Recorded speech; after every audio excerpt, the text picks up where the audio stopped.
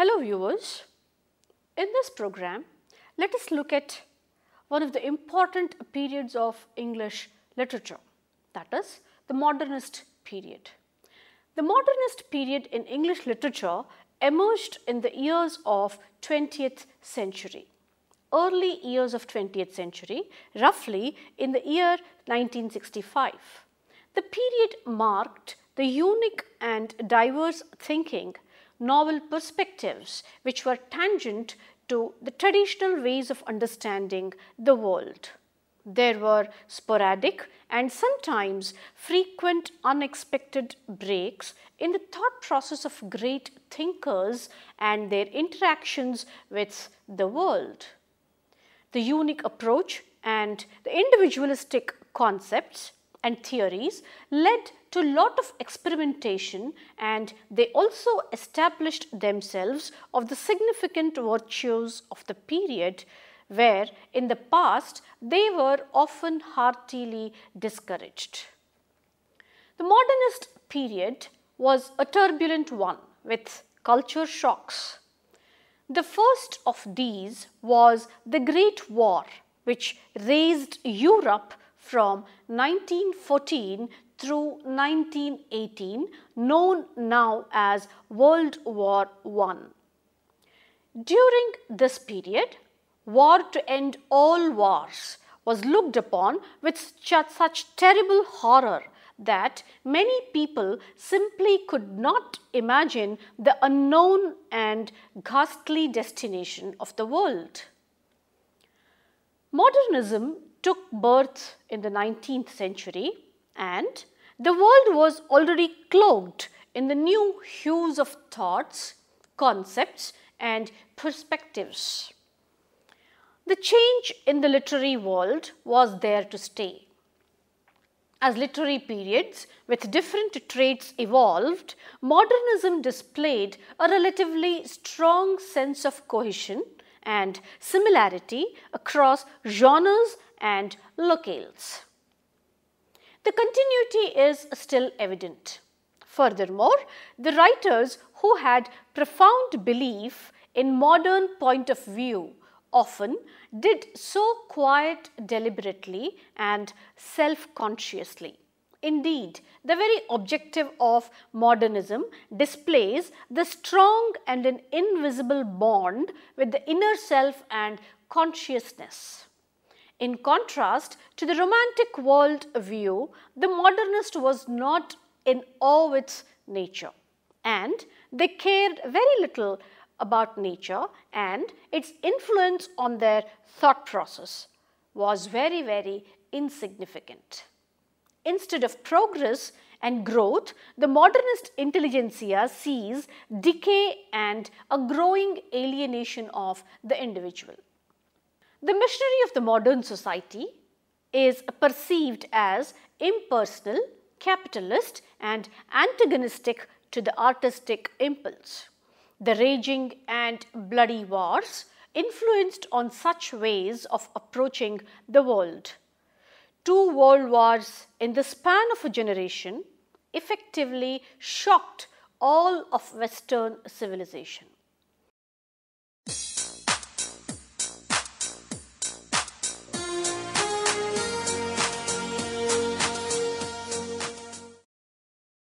Modernist writers declared and promoted a new subject matter for literature, and they were for sure that their new perspective towards life required a new form and a novel way of writing. Writers of this period were highly experimental and usually excelled in more highly individualistic forms of writing. The sense of a changing world was enthused by radical new developments, such as the first one is new insight from the emerging fields of psychology and sociology, anthropological studies of comparative religion, new theories of electromagnetism and quantum physics, a growing assessment of British imperialism and the principles of empire, the growing force of dogmas of racial authority in Germany, the escalation of warfare to a global level, shifting power structures, particularly as women entering the workforce, the birth of new city consciousness, new information technologies such as radio and cinema. The last but not the least, the dawn of mass democracy and the rise of mass communication. Some of the other features of the new sense of reality are the replacement of a belief in absolute, knowable truths with a sense of relative, provisional truths. An awareness of reality as a constructed fiction. Well, Einstein's first book on relativity, which was published in 1905, described this beautifully. A focus on the unconscious as an important source of motivation, which is clearly mentioned in Freud's The Interpretation of Dreams 1900. Away from teleological ways of thinking about time to a sense of time as discontinuous, overlapping, non-chronological in the way we experience it. It was a shift from linear time to moment time. Linear here means straight. The purpose of art was also different in this particular period. Art's reflection of external reality was ignored, and the focus shifted to art's reflection of the perceiving mind.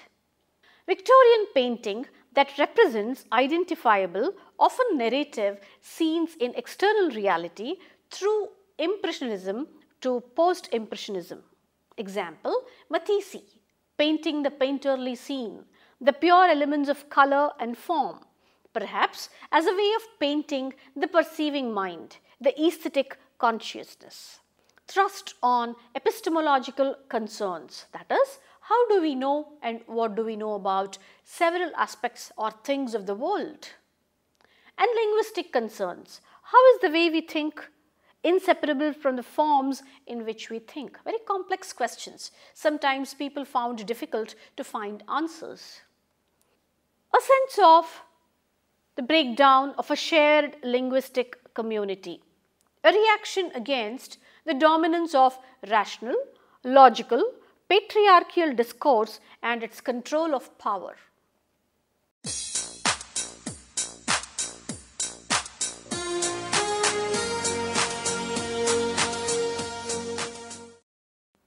As modernist writing was taking a new shape, gradually evolving, it also displayed different approaches, or many approaches tried to define modernism.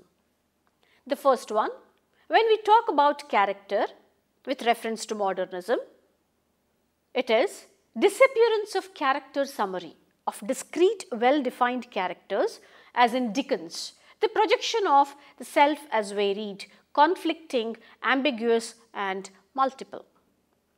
Plot, skepticism about linear plots with sudden climatic turning points and clear resolutions.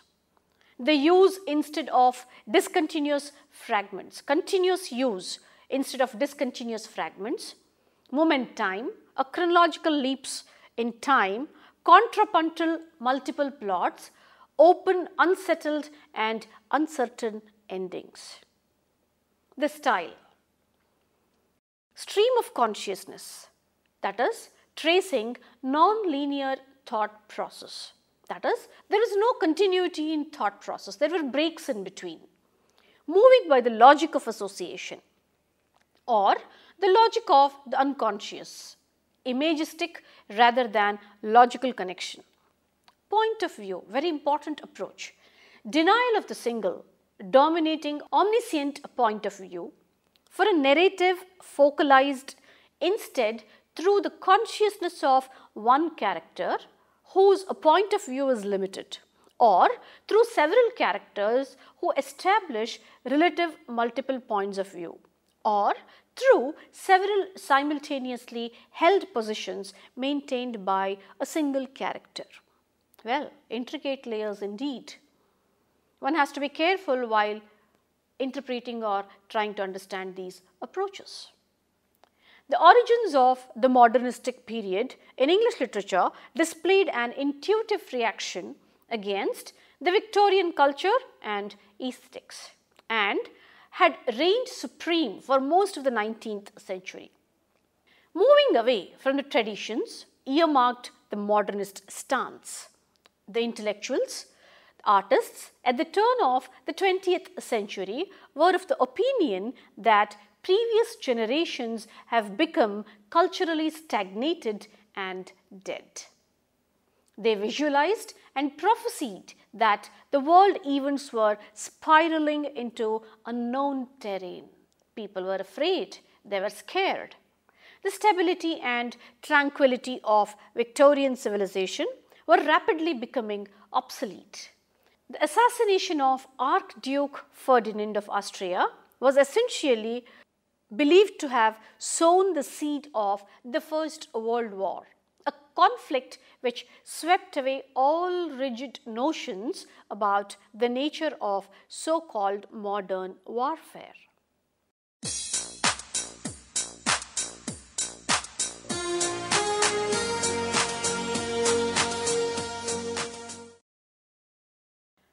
Modernism made a new beginning to distinguish between high art and low art, in the world of art again, of course.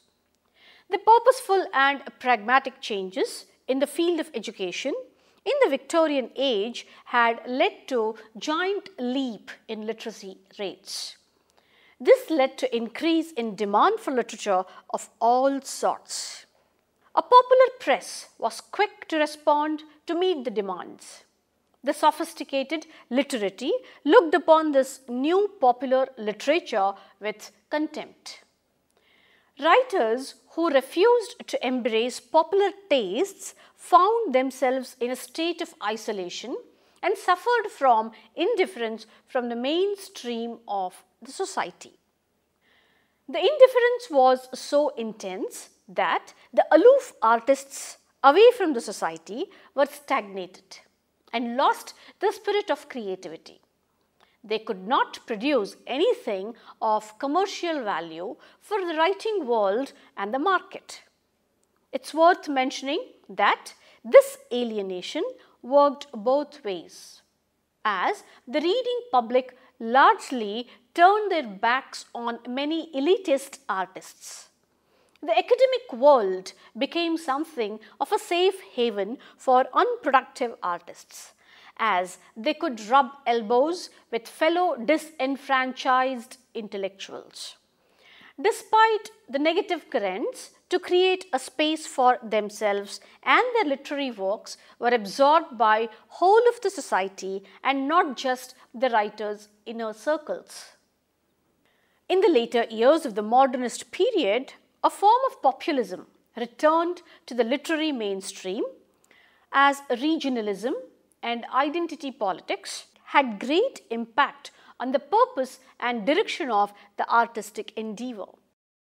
The 19th century, like the several centuries before it, it was a time of privilege for wealthy Caucasian males. Women, minorities, and the poor were marginalized and ignored to the core. The 20th century was like a spectator, which witnessed the beginnings of a new paradigm between first the genders and later between different cultural groups. Class distinction remains debatably the most difficult bridge to traverse in terms of forming a truly impartial society. The 20th century seemed very fast and it progressed faster, and variety of literary voices participated and won the struggle, which were heard by people with a lot of interest. The urge that seemed a distant dream was about to become a reality. African Americans took part in the Harlem Renaissance with the likes of Langston Hughes at the forefront of a vibrant new idiom in American poetry. Women like Hilda Doolittle and Amy Lowell became leaders of the Imagist movement. None of this is to suggest that racism and sexism had been completely left behind in the art world. Perhaps such blemish can never be fully erased, but the struggle in the 20th century was remarkable by any measure.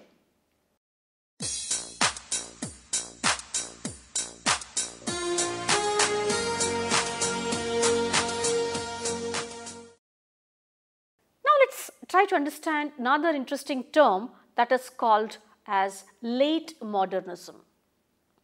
The term late modernism is sometimes applied to modernist works published after 1930. Among modernists or late modernists still publishing after 1945 were Wallace Stevens, Gottfried Benn, T.S. Eliot, Anna Akhmatova, William Faulkner, Dorothy Richardson, John Cowper Poyce and Ezra Pound. Basil Bunting published his most important modernist poem, Brick Flats, in the year 1965. In addition, Hermann Broch's The Death of Virgil was published in 1945 and Thomas Mann's Dr. Faustus in the year 1947. Samuel Beckett has been described as a later modernist. Beckett is a writer with roots in the expressionist tradition of modernism, who produced works from the 1930s until the 1980s, including Molloy in 1951, An Attendant Godot in the year 1953, Happy Days and Rockabye in the year 1981. The terms minimalist and the postmodernist have also been applied to his later works. The poets Charles Olson between the year 1910 and 70 and J. H. Prynne 1936 have been described as late modernists. More recently, the term late modernism has been redefined by at least one critic and used to refer to works written after 1945 rather than 1930. With this usage goes the idea that the ideology of modernism was significantly reshaped by the events of World War II, especially the mass destruction of life and the dropping of the atom bomb. Another interesting term is theatre of the absurd. The term theatre of the absurd is applied to plays written by primarily European playwrights that express the belief that human existence has no meaning or purpose and therefore all communication breaks down. Well, interesting philosophy. Logical construction and argument gives way to irrational and illogical speech and to its ultimate conclusion, silence. While there are significant precursors including Alfred Jarry, the theatre of the absurd is generally seen as the beginning in the 1950s with the plays of Samuel Beckett.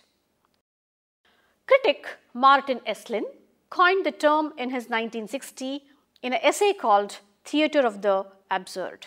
He related these plays based on a broad theme of the absurd, similar to the way Albert Camus uses the term in his 1942 essay, The Myth of Sisyphus. The absurd in these plays takes the form of a man's reaction to a world apparently without meaning, and or man as a puppet controlled or menaced by invisible outside forces. Playwrights commonly associated with the theatre of absurd include Samuel Beckett, Eugene Ionesco, Jean Genet, Harold Pinter, Tom Stoppard, Friedrich Dürrenmatt, Alejandro Jodorowsky, Fernando Arrabal, Václav Havel and Edward Albee.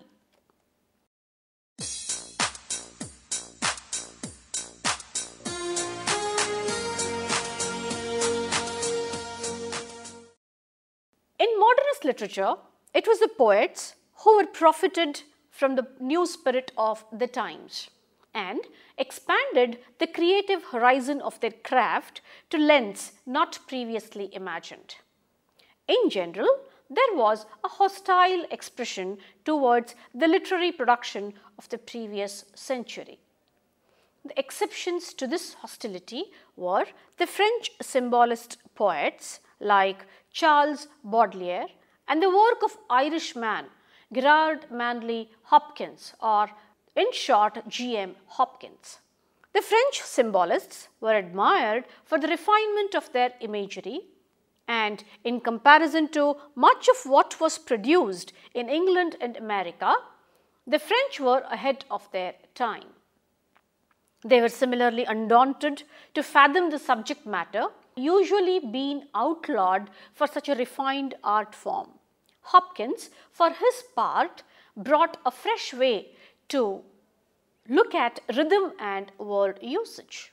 He displayed the creative streak by inventing his poetic rhythms, just as he coined his own words or things which had for him no suitable or equivalent word was available or no descriptor was available.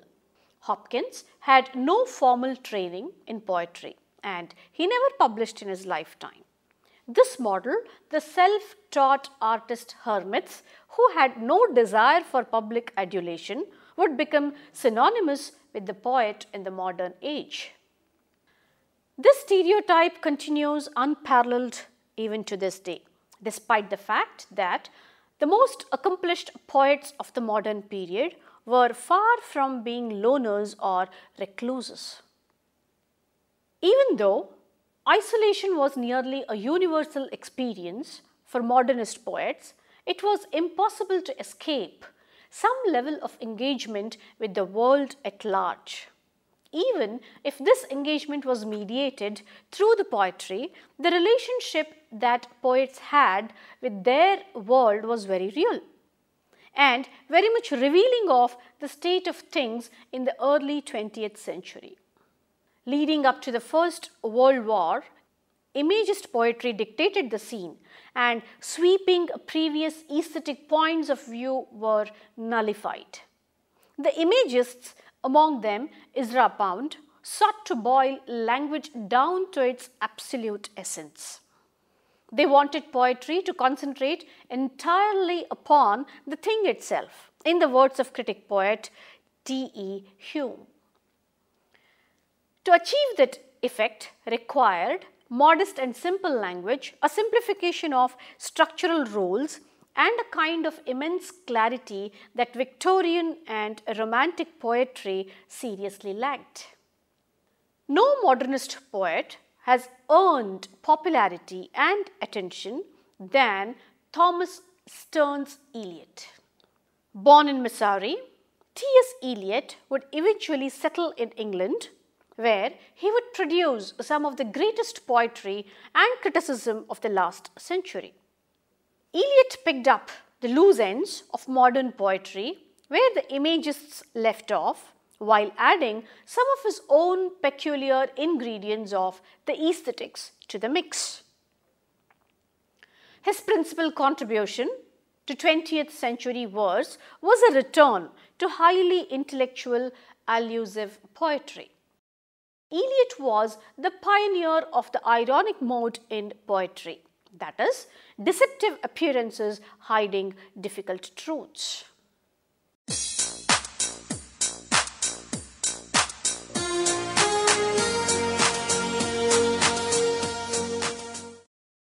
In American literature, the group of writers and thinkers labeled as the lost generation has become identical with modernism.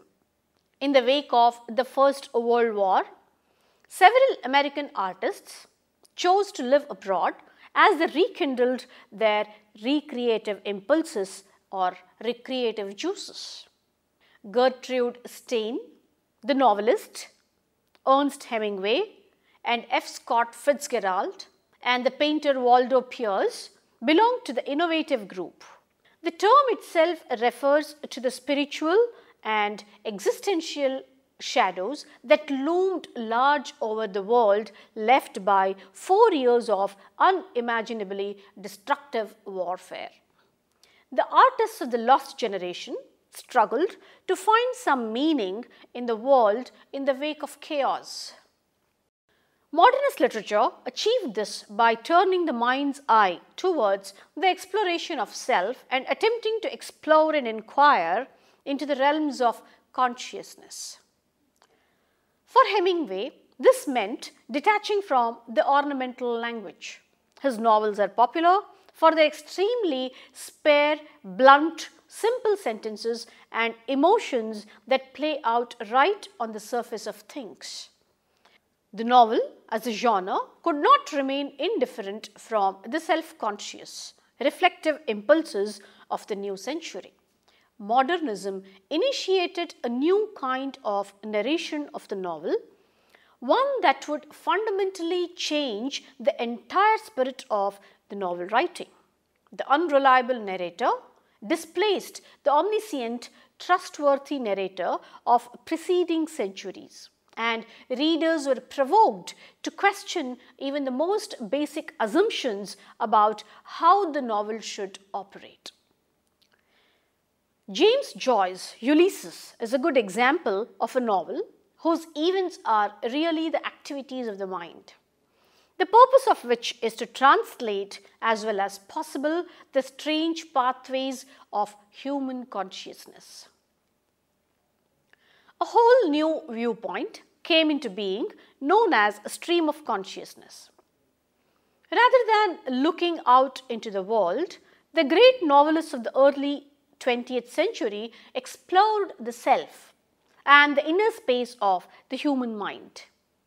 At the same time, the psychoanalytic theories of Sigmund had come into mainstream acceptance. These two forces worked together to alter people's basic understanding of what represents truth and reality. Artists of the modern generation followed a more democratic, pluralistic mode for poetry and the novel. There was buoyancy and hope for the first time in a long time. Commercialism, publicity, and the popular audience finally embraced and eulogized and not shunned. Estrangement became boring. The influence of modernist literature continues to perplex the reader and the society. The modern poet critics changed the thought process of people about artists and creative pursuits. The modern novelists changed the way many people perceived the truth and reality. These changes are indeed thoughtful and cannot easily be replaced by new concepts or pursuits. To conclude, modernism paved a new way to the coming generation of writers. Hope you enjoyed this program and the tenets of modernism, a great literature period. Thank you.